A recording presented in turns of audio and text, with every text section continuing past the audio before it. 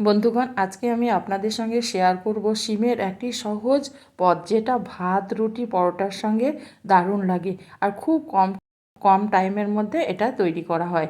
আর এই জন্য আমি প্রথমেই নিয়েছি 250 গ্রাম শিম। শিমটাকে আমি ধুয়ে নিয়েছি।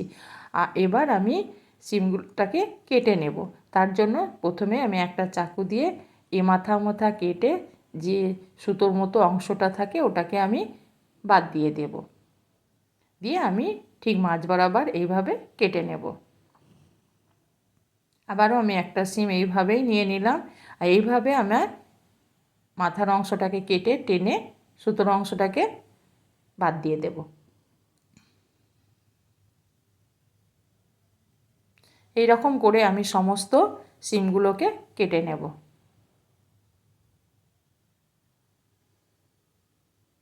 সমস্ত শিমগুলো আমার কাটা হয়ে গেছে। এবার আমি নিয়েছি দুটো টমেটো। টমেটো দুটোকে আমি এইভাবে চিড়ে নেব।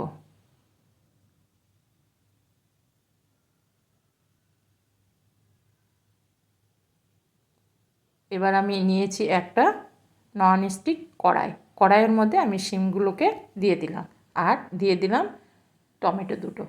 এবার আমি এখানে দিয়ে দেব 1 চামচ বা পরিমাণ মতো লবণ আর দিয়ে দেব অল্প একটু হলুদের গুঁড়ো।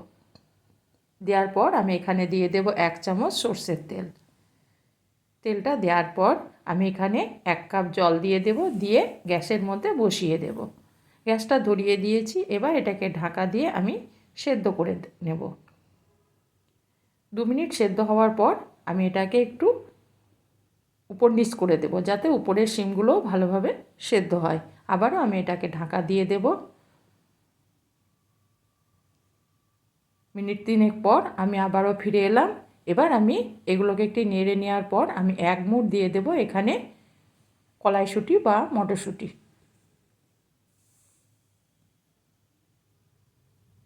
মটরশুঁটিটাকে দেওয়ার পর আমি আবারও ঢাকা দিয়ে পুরো জলটাকে একদম শুকিয়ে নেব।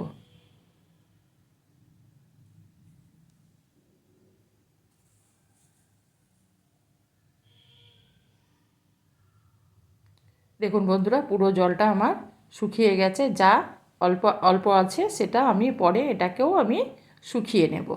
এবার এটাকে আমি নামিয়ে রেখে দেবো, অন্য একটা থালার মধ্যে ঢেলে নিলাম। এবার এটা পুরোপুরি ঠান্ডা করে নেওয়ার পর আমি টমেটোগুলোকে সরিয়ে নিলাম। আর যে মটরশুঁটিগুলোকে আমি সেদ্ধ করেছি সেগুলোকে আমি সাইডে রেখে দেব। এবার যে শিমগুলো আছে শিমগুলো তো আমার পুরোপুরিভাবেই সেদ্ধ হয়ে গেছে। এবার আমি শিমগুলোকে মটরশুঁটিগুলোকে হটিয়ে দেওয়ার পর আমি শিমগুলোকে ভালো করে ভেঙে নেব। আর তার আগে আমি যে টমেটোটা নিয়েছি, টমেটোর যে উপরের অংশটা বা খোসাটাকে আমি এইভাবে টেনে ছাড়িয়ে নেব। এটাকে আমি বাদ দিয়ে দিলাম। এবার আমি যে শিমগুলো নিয়েছি, সেদ্ধ করা শিমগুলোকে হাত দিয়ে এইভাবে ভেঙে নেব।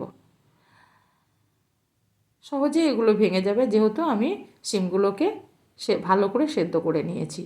টমেটোটাকে ঠিক একইভাবে আমি এইভাবে ভেঙে নেব।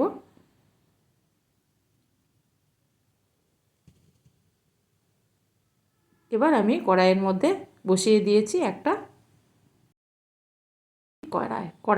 কড়াইটায় আমি দিয়ে দিলাম 2 চামচ সর্ষের তেল। তেলটা দেওয়ার পর আমি এখানে ফোড়ন দেব। তার জন্য দিয়ে দিলাম ছোটো চামচের 1 চামচ কালো জিরে আর দিয়ে দিলাম গোটা 4 শুকনো লঙ্কা আর দিয়ে দিলাম গোটা 8 রসুনের কোয়া। এবার এগুলোকে আমি নেড়ে চেড়ে একটু ভেজে নেব।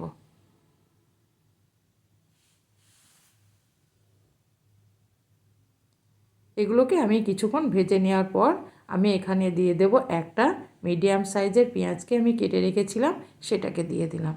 এবার পেঁয়াজটাকেও আমি কিছুক্ষণ ভেজে নেওয়ার পর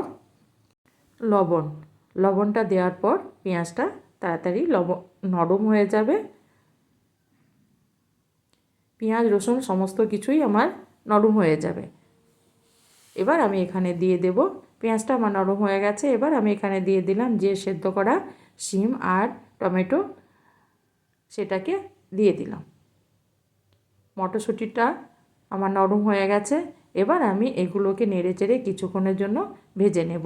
হ্যাঁ বন্ধুরা, এইভাবে নাড়তে নাড়তে যে শিমের মধ্যে যে জলটা আছে জলটাও শুকিয়ে যাবে। এভাবে আমি কিছুক্ষণ জাল করে এই জলটা আছে জলটাকে মেরে দেব।